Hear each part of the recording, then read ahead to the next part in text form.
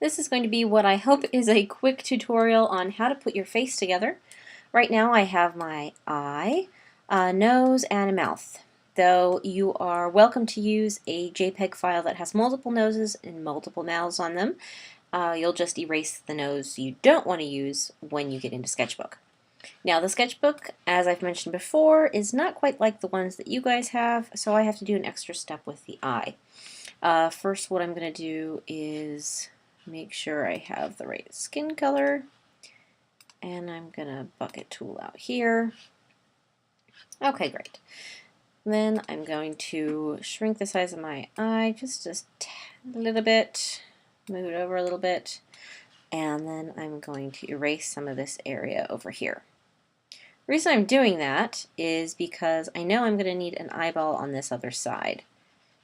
Okay, and I know it's this side because here is where the carbuncle and the tear duct are, and that is what goes toward the inside of the nose. Okay, now at this point you may be able to do this all in the same time, but I have to do it in a different file. We need to make another eye, so I'm going to duplicate the eye by duplicating that layer. Now right now my layers are right on top of each other, so we can't even tell. But what I need to do is make this eye a mirror of this one. What I mean is I need to flip it around because this eye is going to have the carbuncle on this side of it. And luckily enough, we can do that with what's called the mirror tool or something. What you're going to do is whichever layer you want, go up to File, go up to Image and Mirror Layer. And voila, it just opens up. Okay, before we save it and make this great, we need to make sure that they're the correct distance apart. Eyes are generally the distance of another eye in between apart. You can measure this for yourself by putting your thumb here on your eye and putting your finger here on your eye and then moving it and putting your nose between the two, and you'll see that it's the same distance here. Now if I look at these two eyeballs, they're a little too far apart. And you know what I might do is bucket fill the background real quick. Nope, I guess it won't let me do that. Huh, okay. I guess I'm just going to have to go with it. So I need to move this eye a little bit closer so that this is the same distance. I think I still need to go a little bit closer. That white line is a bit distracting. So something like that. I'm going to say that's pretty good. And then I'm going to merge my layers so they're on the same layer, and then I can bucket fill that. It does leave a little bit of awkward residue, so I'm going to need to, let me get a really big pencil here and just clean that up.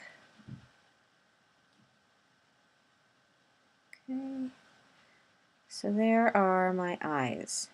And again, you'll need to remember whether you're working all of your facial features on the same file or just your eyes together, that you want to go to Image, which is up at the top, and go to Mirror Layer after you've made a copy of your layer. Okay, at this point we're ready for the other facial features. So I'm going to go to File, Add Image, and bring in my lips. Press Shift and bring in my nose.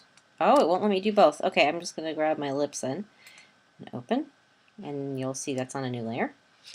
And I'm going to go File, Add Image, and get my nose, and open that as well. Okay. Now, I think I want my eyes above my nose. Oops, that's right, I don't move it that way, I move it with this.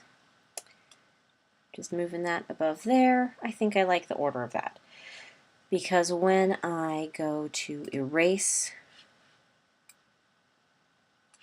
the parts around the eye,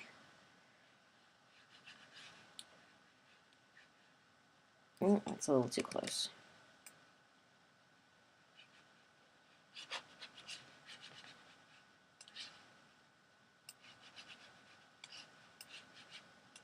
I'll be able to see the nose underneath. Okay. I need to move those eyes up a lot. So let's do that first. Oh, we're on the nose layer. Let's leave the nose in the middle of the face and move the eye layer.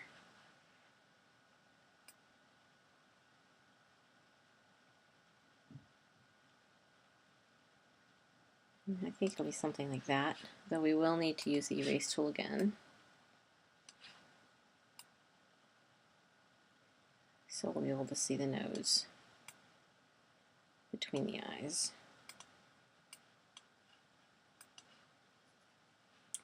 And that's not too bad. Let's see, maybe we can move that up.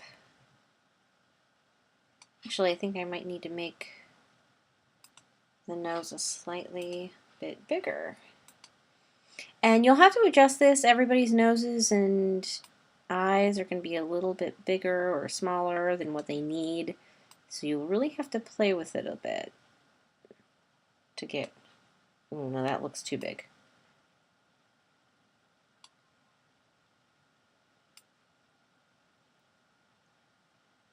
To get what you need. Okay, the nose is about 2 eye lengths down. I'm not sure if I have that. Let's say that's 1, 1, 2, so maybe my nose is still a little too big. All right.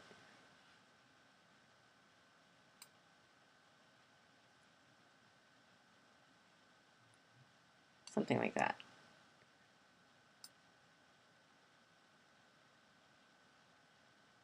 Okay, I like that. That's good enough. Okay, and then I'm going to need to erase again some of that so I can get my mouth in there. To line up the mouth, that's actually pretty darn easy. The mouth, let's move that around. Right now my mouth is ginormous, way too big.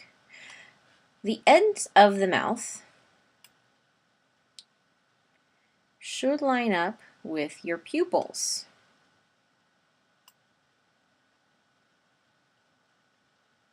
Okay, that's still a little too big. Oops, didn't really mean to choose that. Size. Down a little more. Wow. Now that I got all the features in, I really think that nose is too big, because this goes down and the width of the nose should really line up with just a little farther in than the edges of the eye. So maybe I need to go back and refix that.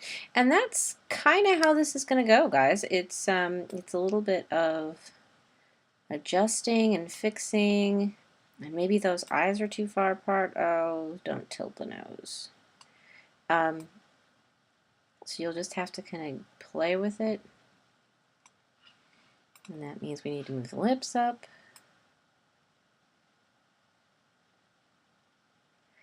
And I think I like that.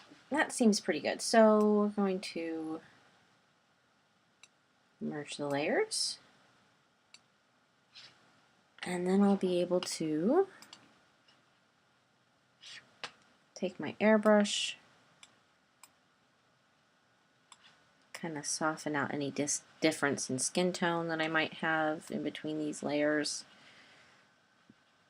And I can play with the shadows, fill them in, retouch them, add highlights to the cheeks,